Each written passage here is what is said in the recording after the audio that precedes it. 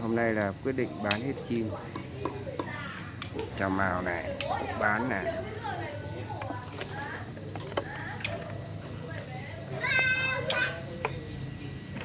Bán tất. Chè than 25 lồng. Chào mào 55 lồng.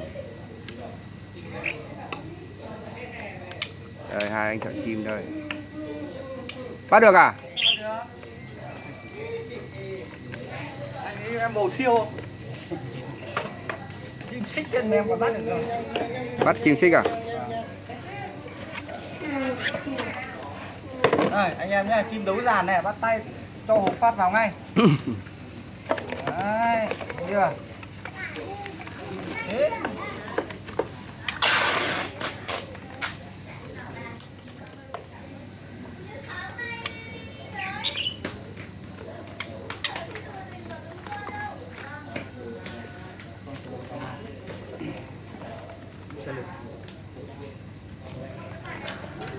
Che lửa này cũng ra đi này. Con thuần lắm, nó sợ người nào, nó không quen chủ. Chào mào ra đi này. Không bán đàn chim không đủ tiền xăng không ạ? Không đủ tiền xăng mình đi bắt chim.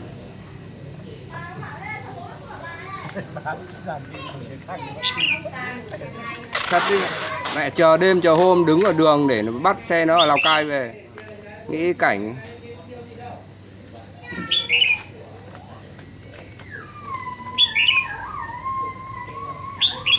Cà mào này khả năng là anh bán lồng, bán nốt lồng.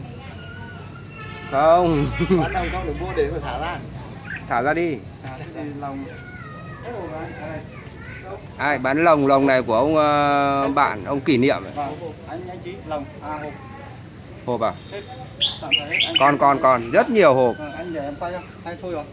Thôi tạm dừng rồi đi lấy hộp đã. Quay cái mặt ông này lên để xem ông chạy đâu còn tìm. Đây hai ông thợ chim.